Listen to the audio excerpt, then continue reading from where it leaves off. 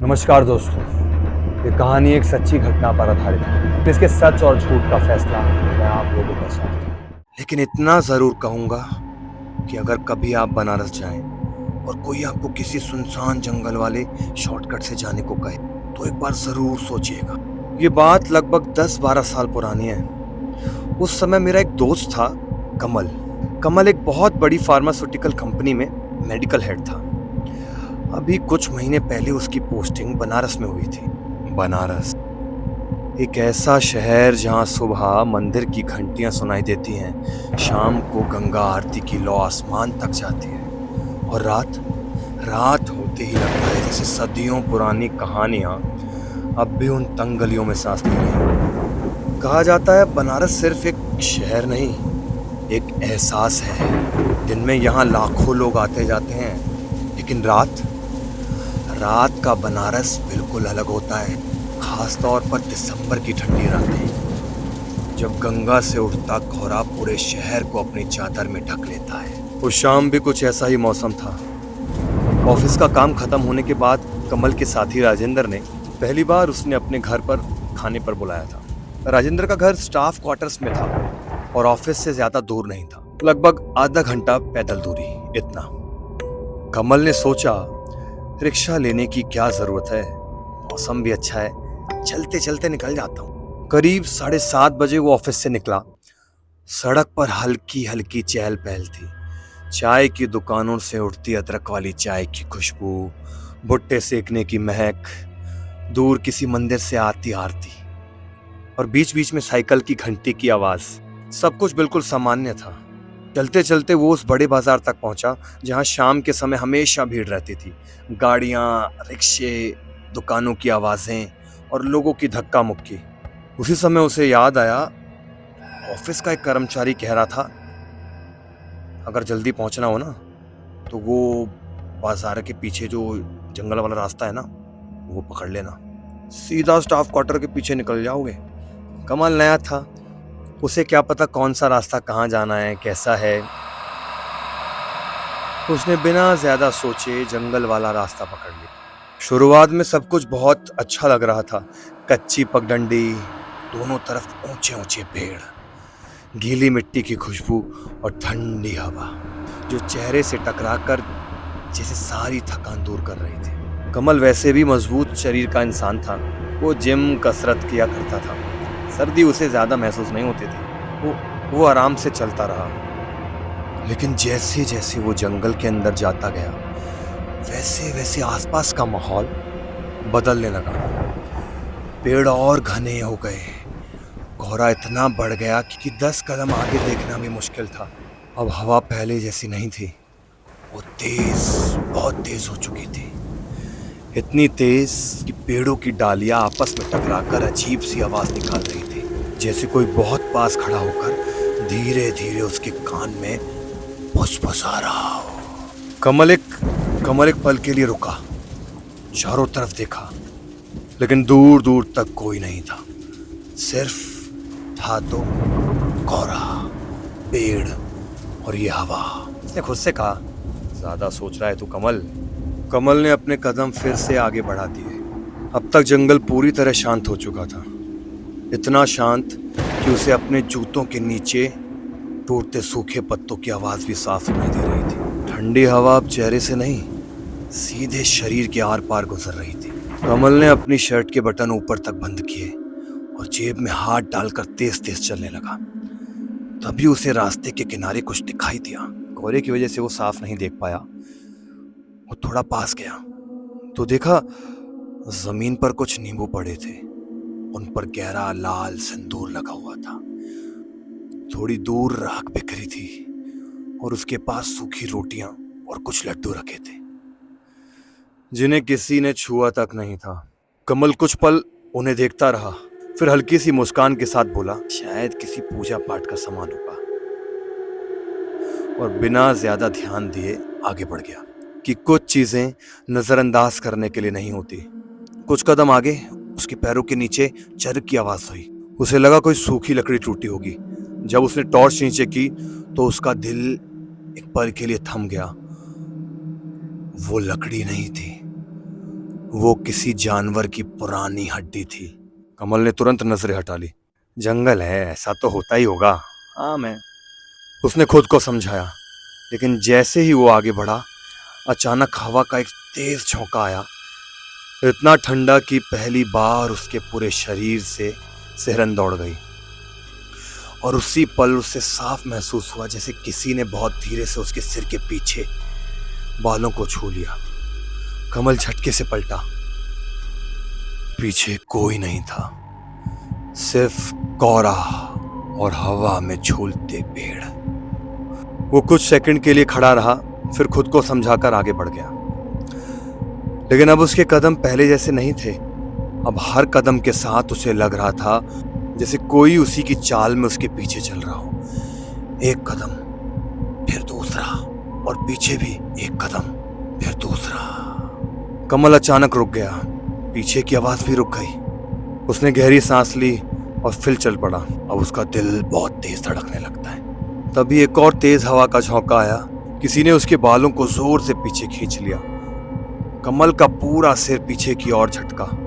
उसने तुरंत पीछे देखा, लेकिन फिर वही कोहरा, कोई नहीं। अब की बार उसने तेज चलना शुरू कर दिया। 2 मिनट भी नहीं हुए होंगे कि अचानक फिर महसूस हुआ जैसे किसी ने पीछे से उसकी शर्ट का कॉलर पकड़कर जोर से खींचा हो। उसका गला कस गया। सांसें एक पल के लिए रुक गई। कमल डर गया, लेकिन वो डरकर भागने वालों में से नहीं था। वो रोज जिम जाता था, रोज कसरत करता था, मजबूत शरीर और उससे भी ज्यादा मजबूत हौसला। उसने बिना पीछे देखे पूरी ताकत से अपना हाथ पीछे घुमाया और ऐसा जोरदार थप्पड़ मारा, थाप। अगले ही पल उसकी हथेली में एक अजीब सी अनुभूति हुई, जैसे वो थप्पड़ खाली हवा पर नहीं बल्कि किसी के चेहरे पर था। और उसी के साथ बहुत धीमी दबी हुई एक दर्द भरी कर्राहट, एक आवाज उसके कानों में गूंज गई। कमल का खून जम चुका था। अब उसने एक पल भी रुकना सही नहीं समझा। वो लगभग दौड़ने लगा, कोहरा चीरते हुए, कीचड़ उछलते हुए। बस एक ही बात उसके दिमाग में थी, इस जंगल से बाहर निकल। करीब 5 मिनट बाद उसे दूर एक पीली रोशनी दिखाई दी। जंगल खत्म हो चुका था। सामने स्टाफ क्वार्टर्स की गली थी। उसने पहली बार राहत की सांस ली। पीछे मुड़कर देखने की हिम्मत उसकी जरा सी भी नहीं थी। कुछ ही मिनटों बाद वो राजेंद्र के घर के सामने खड़ा था। उसने 2, फिर 3, फिर 4 बार घंटी बजाई। कुछ सेकंड बाद ऊपर छत से आवाज आई, अरे भाई साहब, भाई साहब, अरे आ गए आप? हाँ, मैं अभी नीचे आती हूँ। कमल ने ऊपर देखा। राजेंद्र की पत्नी मुस्कुरा रही थी, लेकिन उसे देखकर उसकी मुस्कान धीरे धीरे गायब हो गई, जैसे उन्हें कमल के चेहरे पर कुछ ऐसा दिखाई दे गया जो कमल खुद नहीं देख पा रहा था। कमल दरवाजे के सामने खड़ा था। बाहर ठंडी हवा अभी भी चल रही थी। कपड़े हल्के हल्के गीले हो चुके थे। चेहरे पर थकान थी, लेकिन उससे ज्यादा कुछ और था। लेकिन उससे भी ज्यादा कुछ और था, एक ऐसा डर जिसे वो खुद भी समझ नहीं पा रहा था। राजेंद्र ने दरवाजा खोला और जैसे ही उसकी नजर कमल पर पड़ी, वो तुरंत बोला, अरे कमल, क्या हुआ? इतना घबराया हुआ क्यों लग रहे हो भाई? क्या बात है कमल? कमल कुछ पल चुप रहा, फिर अंदर आते ही उसने लंबी सांस ली और बोला, अरे राजेंद्र, आज रास्ते में कुछ अजीब हुआ है। आज रास्ते में ना बहुत कुछ अजीब हुआ है मेरे साथ। राजेंद्र और उसकी पत्नी दोनों ध्यान से उसकी बातें सुने। कमल ने धीरे धीरे पूरी घटना बतानी शुरू की। जंगल, कोहरा, वो तेज हवा, सब। कमल की बात खत्म होते ही कमरे में कुछ पल के लिए बिल्कुल सन्नाटा छा गया। बाहर बारिश की बूंदें खिड़की से टकरा रही थी। राजेंद्र की पत्नी के चेहरे का रंग बदल चुका था। उन्होंने धीमी आवाज में कहा, भाई साहब, आपको उस रास्ते से नहीं आना चाहिए था। कमल ने हैरानी से पूछा, क्यों भाभी जी, ऐसा क्या है उस रास्ते? उन्होंने कुछ पल रुककर कहा, आप नए हैं बनारस में, इसलिए आपको कुछ मालूम नहीं। फिर उन्होंने गंभीर आवाज में कहा, वो रास्ता पिशाच मोचन की तरफ जाता है। ये सुनकर कमल एकदम शांत हो गया, एकदम चुप। उन्होंने आगे बताया, बनारस में ऐसी जगह हैं जिनका अपना इतिहास है, अपनी कथाएं हैं, अपने किस्से हैं। पिशाच मोचन घाट भी ऐसी ही जगह मानी जाती है जहां लोग आत्माओं की शांति के लिए पूजा पाठ करते हैं। कई लोग वहां अपने पूर्वजों के लिए कर्मकांड करते हैं, और तो और ये तांत्रिक अघोरी साधु, ये वहां उस रास्ते उन आत्माओं को उतारते हैं। ना जाने अपने क्या क्या काम उन आत्माओं से कराते हैं। उन्होंने कमल की तरफ देखते हुए एक सब कहा। उन्होंने कहा, रात के समय उस रास्ते पर जाना गांव के पुराने लोग अच्छा नहीं मानते, खास तौर पर जब कोहरा और सर्दी ज्यादा हो। कमल को अचानक रास्ते में दिखे वो नींबू, राख और रखे हुए खाने की चीजें, वो लड्डू, वो सब याद आया। उसने धीरे से कहा, भाभी जी, रास्ते में मैंने ना कुछ ऐसा देखा था। मैंने देखा था नींबू, सिंदूर, राख, ये खाने का सामान। ये सुनते ही राजेंद्र की पत्नी कुछ पल के लिए शांत हो गई। फिर उन्होंने कहा, बस वो चीजें देखकर आपको समझ जाना चाहिए था भाई साहब कि वो आम रास्ता नहीं है, जरूर कुछ गड़बड़ है। कमल के चेहरे पर अब चिंता साफ दिखाई दे रही थी। राजेंद्र तुरंत अंदर गया। कुछ देर बाद वो एक लोटे में पानी लेकर आया और उसमें गंगा जल मिलाया। राजेंद्र की पत्नी ने कुछ मंत्र बोलते हुए वो गंगा जल कमल के ऊपर छिड़का। फिर उन्होंने अंदर से थोड़ा सिंदूर और नींबू लाकर रखा। राजेंद्र ने कमल से कहा, पहले जाकर नहा लो और गर्म पानी में थोड़ा घी डाल लेना, शरीर और मन दोनों शांत हो जाएंगे। कमल ने वैसा ही किया। नहाने के बाद जब वो बाहर आया तो पहले से डर थोड़ा कम था, उसका मन शांत था।